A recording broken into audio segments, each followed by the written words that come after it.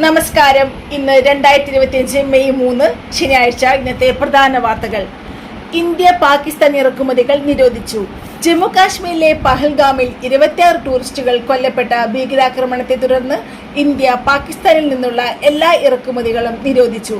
ഇത് ദേശീയ സുരക്ഷയുടെ പേരിലെടുത്ത തീരുമാനം. ഇതിന്റെ ഭാഗമായി പാകിസ്ഥാനിൽ നിന്നോ പാകിസ്ഥാൻ വഴി വരുന്ന എല്ലാ ചരക്കുകളും നിരോധന വിധേയമാക്കി.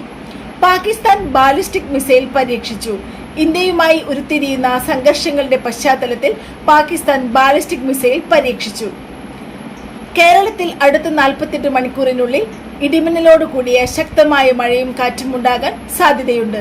വ്യാപക മഴയും കാറ്റും പ്രതീക്ഷിക്കുന്നു. കീം 2025 ഉത്തരക്കടലാസ് പ്രസിദ്ധീകരിച്ചു.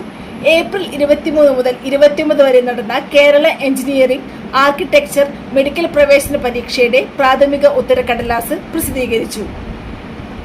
ഇന്നത്തെ വാർത്തകൾ അവസാനിച്ചു. നന്ദി, നമസ്കാരം.